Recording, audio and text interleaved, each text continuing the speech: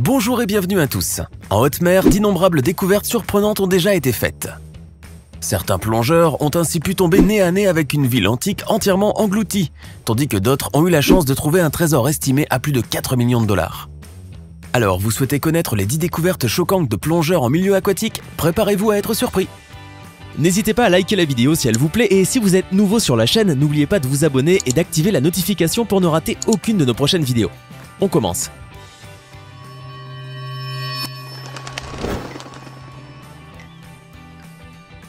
Dans les eaux norvégiennes, une équipe de plongeurs à la recherche d'une épave de la Seconde Guerre mondiale ont fait par hasard une découverte des plus étranges.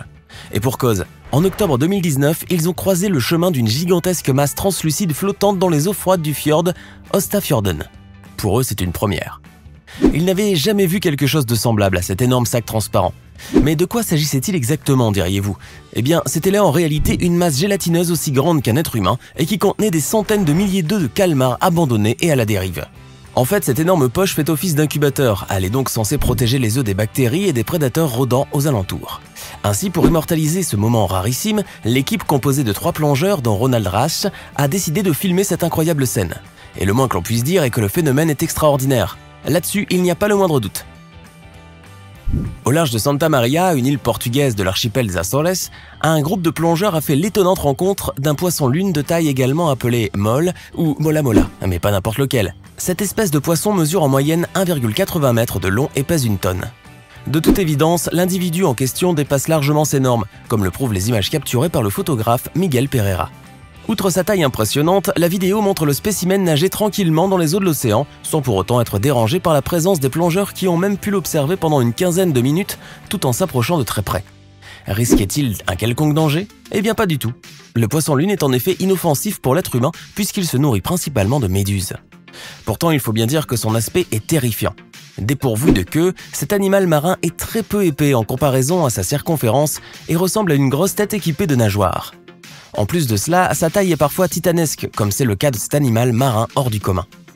Plus de 1200 ans après sa disparition, la cité d'Héracléon n'a toujours pas fini de nous livrer tous ses secrets.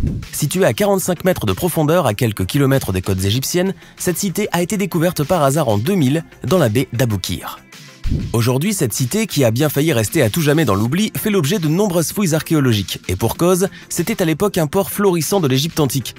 Ainsi, lors d'une récente campagne d'exploration, les plongeurs dirigés par l'archéologue français Franck Gaudiot ont révélé l'existence d'un temple enseveli datant de la 30e dynastie, soit du 4e siècle avant notre ère.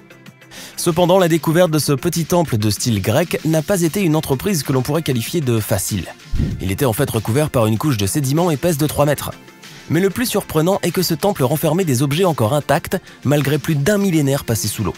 En effet, les plongeurs ont mis au jour des artefacts en argent et en bronze, ainsi que des céramiques. Et oui, les océans regorgent de trésors invraisemblables. Les océans nous réservent parfois des surprises très étranges, à la preuve avec la découverte d'un phénomène unique en son genre dans la péninsule de Yucatan au Mexique.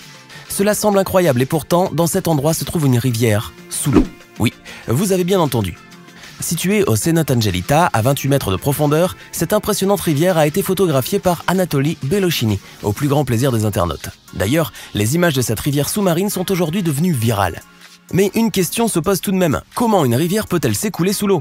Eh bien la réponse n'est pas aussi farfelue que ce que l'on pourrait bien imaginer.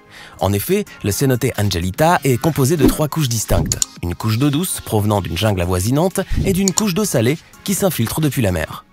Ces deux eaux, ayant des densités différentes, sont séparées par une 3e couche de sulfate d'hydrogène issue de la décomposition des végétaux dans l'eau. Et c'est cette couche qui donne l'impression qu'une rivière s'écoule sous l'eau.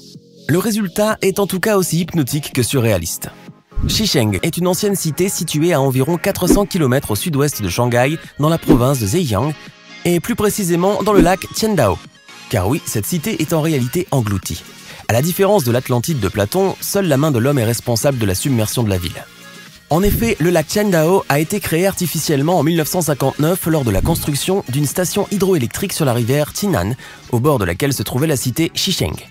Celle-ci fut alors totalement inondée et sombra dans l'oubli jusqu'en l'an 2000. En effet, à cette date, les responsables de la contrée ont décidé de faire du lac Qiandao un site dédié au sport nautique. C'est alors que l'Atlantide de la Chine, également appelée la Cité des Lions, a été redécouverte en 2001 par des plongeurs.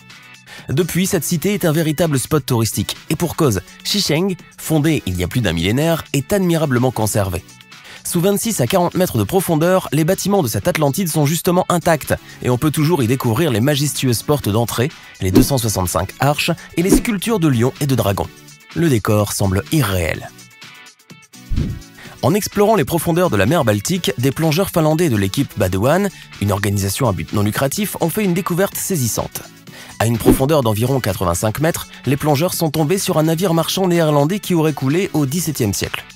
Le plus surprenant est que cette épave est parfaitement préservée, et encore presque intacte. Mais ce n'est pas un hasard. En effet, la mer Baltique est l'un des rares endroits aquatiques au monde où les épaves en bois peuvent survivre des centaines d'années sans se détériorer. Pourquoi ? Eh bien c'est tout simplement grâce au faible niveau de salinité, à une obscurité totale ajoutée à des températures très basses et à l'absence d'organismes s'attaquant au bois. Suite à cette découverte hors norme, les experts ont pu déterminer la nature de l'embarcation. Il s'agirait d'une flûte, un navire utilisé autrefois pour le commerce maritime. Si ce type de bateau était très commun à l'époque, peu d'entre eux ont survécu jusqu'à aujourd'hui, même sous forme d'épave, ce qui expliquerait donc l'importance de la découverte réalisée par l'équipe de Badewan. Situé dans l'océan Pacifique dans l'archipel japonais Ryukyu plus précisément, ce monument est appelé communément Yonaguni. Il s'agit en fait d'une mystérieuse structure en forme de pyramide dont l'origine fait l'objet de controverses. Car si pour certains le Yonaguni est l'Atlantide du Japon, d'autres pensent plutôt que ce site a été formé naturellement. Mais qu'en est-il en réalité ? En tout cas, Masaaki Kimura, professeur à l'université des îles Ryukyu, spécialisé en géologie marine, voit dans cette structure les ruines d'une construction humaine engloutie il y a plusieurs millénaires. Pour preuve, il évoque notamment des cratères rudimentaires gravés à plusieurs endroits et les restes de sculptures en forme d'animaux. De son côté, Robert Schoch, professeur de sciences naturelles à l'université de Boston, aux États-Unis, pense au contraire que le site est d'origine naturelle, car la structure elle-même est constituée d'un seul bloc. Il estime aussi que les marches et terrasses sont façonnées par l'action des vagues et des marées et que les sculptures sont dues à l'érosion. Une érosion bien géométrique si vous voulez mon avis. En Floride, des plongeurs ont fait une découverte sensationnelle. En effet, ces derniers ont trouvé quelques 350 pièces espagnoles immergées près de la plage de Vero Beach. C'est là un trésor pour le moins fabuleux, d'autant plus qu'il est estimé à 4,5 millions de dollars, soit 4 millions d'euros. Toutefois, si ces pièces ont une aussi haute valeur, c'est parce qu'elles revêtent une véritable dimension historique puisque cet incroyable butin provient d'une flotte de 11 galions espagnols coulés en 1715 lors d'un ouragan. Ainsi, si l'on ajoute à la valeur marchande du butin la valeur historique, le trésor transporté par les galions est estimé au total à 400 millions de dollars, dont 180 millions ont déjà été remontés à la surface. Un montant véritablement astronomique. Voici maintenant une découverte qui semble tout droit sortie d'un film de science-fiction. Au large des côtes des Cornouailles, au niveau de Falmouth, au Royaume-Uni, des plongeurs ont aperçu une méduse aux dimensions spectaculaires. Cette espèce, appelée Rhizotosma pulmo, mesure en effet 1,5 m de long, ce qui est très impressionnant. Pourtant, les plongeurs ne semblaient pas craindre cet animal marin. Loin de là, on peut même voir dans les images filmées pour un documentaire que l'un des plongeurs, la biologiste marine Lizzie Daly, s'approchait même de très près de cette énorme méduse, et ce pendant 1 heure environ. Et pour cause, le comportement de cette méduse est placide. La biologiste explique ainsi que la piqûre de cette espèce est légère et ne présente aucun risque pour les humains. Mais pas sûr que l'on veuille tenter l'expérience. C'est bien connu, les anacondas sont des prédateurs si redoutables qu'il est préférable de ne jamais croiser leur chemin. Mais dans le fleuve Formoso, dans l'état du Mato Grosso, au Brésil, un plongeur a eu la mauvaise surprise de se retrouver nez à nez avec un anaconda géant mesurant 7 mètres de long et pesant 90 kg. Et le moins qu'on puisse dire est que cette rencontre inattendue a forcément effrayé ce plongeur. Et on comprend rapidement pourquoi. Muni d'une caméra, le plongeur a filmé une scène ahurissante. Dans les images, on peut voir le gigantesque constrictor s'approcher de l'objectif de l'appareil avec la langue et le museau avant de s'en éloigner. Frisson garanti. C'est certain, personne ne voudrait être à la place de ce plongeur. Maintenant, à votre tour de nous dire en commentaire laquelle de ces découvertes est selon vous la plus impressionnante. Hey! Savez-vous que nous avons des centaines d'autres vidéos disponibles pour vous?